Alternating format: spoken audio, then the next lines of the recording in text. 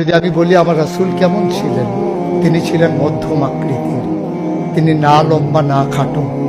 তিনি কখনো বা যখন হাজারো মানুষের সামনে দাঁড়াতেন, বিদায় হজের সময়ে 1,40,000 সাহাবা যখন ময়দানে, তিনি যখন আস্তে করে উঠে দাঁড়ালেন, ওনার চাইতে অনেক লম্বা লম্বা মানুষ থাকার পরেও অবাক বিস্ময়ে সবাই তাকিয়ে দেখলো সবার উপর দিয়ে যে মানুষটির মাথা মুবারক দেখা যায় তিনি নবী মুহাম্মদুর রাসূলুল্লাহ সাল্লাল্লাহু আলাইহি ওয়াসাল্লাম।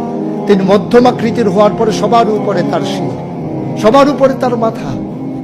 সবাই অবাক বিস্ময়ে তাকিয়ে দেখলেন তার চুলগুলো হালকা হালকা কোঁকড়ানো। তিনি কখনো বা যখন চুলের ভিতরে তৈল দিয়ে আছড়াতেন, অবাক বিস্ময়ে মানুষ তাকিয়ে দেখতেন, মনে হতো চুলের মাঝে যেন মৃদুমন্দ ঢেউ দেখা যায়। তার কপালটা ছিল চওড়া শুভ্র, তার চোখের ভ্রুগুলো ছিল ধনুকের মতো বাঁকা, তার চোখগুলো ছিল টানা টানা ভাসা ভাসা, তার চোখের পাতাগুলো ছিল গোলাপের পাপড়ির মতো। তিনি কখনো বা যখন চোখের পলক ফেলতেন, অবাক বিস্ময়ে মানুষ তাকিয়ে দেখতেন, মনে হতো মৃদুমন্দ বাতাসে গোলাপ পাপড়ি দোল খাচ্ছে। তার চোখের সাদা অংশ ছিল রক্তিমাভ সাদা, কালো অংশ ছিল তার কৃষ্ণ কালো।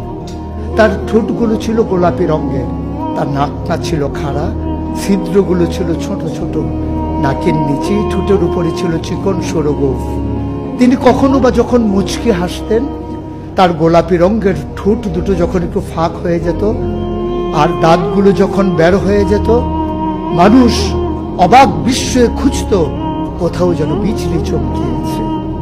তিনি যখন প্রচন্ড গরমের মাঝে ঘেমে সিক্ত হতেন, কপালে তার মুক্তার দানার মতো ঘাম জমে যেত। তিনি যখন দৌড়ে দৌড়ে তার বিবিদের ঘরে যেতেন, আমাদের মায়েদের ঘরে, আল্লাহ রাসূল সাল্লাল্লাহু আলাইহি সাল্লাম ঘরে ঢোকার পরে মায়েরা দেখতেন কপালের মাঝে মুক্তার দানার মতো বিন্দু বিন্দু ঘাম জমে আছে। মায়েরা বলতেন, গুস্তাকি মাফ কর দিজিয়ে, বেয়াদবি মাফ করবেন, আপনি চুপটি করে একটু বসুন। নবীকে বসিয়ে ওরা ছোট্ট শিশু খুঁজে বের করতেন, অতি যত্নে পরম আদরে তার কপালের ঘামগুলো তারা শিশির ভিতরে ভরে মুখ বন্ধ করে রেখে দিতেন। ঈদ যখন আসতো, বিয়ে যখন হতো, জমানো ঘাম তারা আতর হিসেবে ব্যবহার করতেন।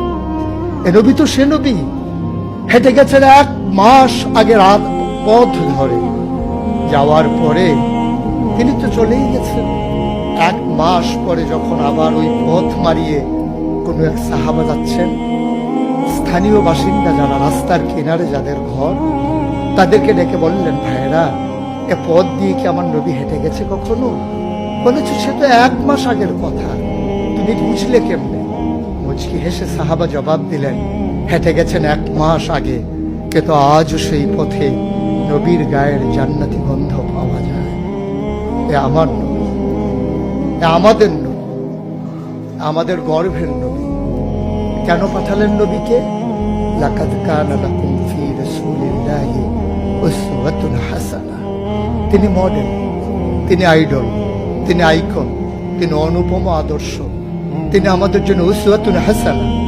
তিনি পথ দেখিয়েছেন কেমন করে একটা ছেলে তার মায়ের কাছে ভালো সন্তান হতে পারে। তিনি আঙ্গুল দিয়ে দেখিয়ে দিয়েছেন কেমন করে কোনো এক স্ত্রীর কাছে ঈর্ষণীয় স্বামী হওয়া যায়। তিনি আচরণ করেছেন মা আয়েশার সাথে এমন যে আচরণ আজও যদি কোনো মেয়েরা করে, তাহলে তার স্বামী হবে তার কাছে সেরা স্বামী। শুধু সেই স্বামী তার স্ত্রীর সাথে সেই ব্যবহার করে। আল্লাহ রাসূল সাল্লাল্লাহু আলাইহি সাল্লাম আদরের নাতি হাসান হুসাইনের সাথে এমনই মধুর ব্যবহার করেছেন। কেউ যদি সেরা নানা হতে চায়, কেউ যদি সেরা দাদা হতে চায়, সেজন্য নবীজি যে আচরণ করেছে হাসান হুসাইনের সাথে, সেই আচরণ করেছে তার নাতনি নাতনির সাথে, তাহলে সে হয়ে যাবে সেরা নানা। কেউ যদি আদর্শ শিক্ষক হতে চান, কেউ যদি হতে চান উত্তম আদর্শের অনুসারী, তাইলে আল্লাহ রাসূল সাল্লাল্লাহু আলাইহি সাল্লামকে আল্লাহ নিজেই জানিয়ে দিলেন যে আমি তো আপনাকে দান করেছি, ইন্নাকা লাআলা খুলুকিন আযীম, আপনি হচ্ছেন উত্তম থেকে উত্তমতর চরিত্রের অধিকারী। চরিত্র হচ্ছে 3 রকম, খুলুকুল হাসান, খুলুকুল করিম, খুলুকুল আযীম। খুলুকুল হাসান মানে হচ্ছে আপনাকে একজন গালি দিয়েছে, আপনি হুবহু সেই গালিটা দিয়েছেন। আপনাকে বলেছে তুমি বদ, আপনি বলেছেন আমি না, তুমি বদ। এটা হচ্ছে হাসান। আপনাকে বলেছে তুমি সাংঘাতিক খারাপ, আপনি চুপ মেরে হেঁটে চলে গেছেন মাথা নিচু করে, আপনি হচ্ছেন খুলুকুল কারীম। আর আপনাকে বলা হলো তুমি খুব খারাপ মানুষ, আপনি চুপ করে তো চলে গেলেনি, মসজিদে গিয়ে আপনি হাত উঠিয়ে দোয়া করছেন মাওলা। সে হয়তো বুঝেনি, সে যদি বুঝতো আমাকে হয়তো বলতো না, তার জন্য উল্টা আপনি দোয়া করে দেবেন। এটাকে বলে খুলুকুল আযীম, যেটা ইন্নাকা লা আলা খুলুকিন আযীম। আল্লাহ বলছেন, ও নবী, আমি হলাম সর্বোত্তম মর্যাদার অধিকারী, আর আপনি হচ্ছেন সর্বোত্তম চরিত্রের অধিকারী। সুতরাং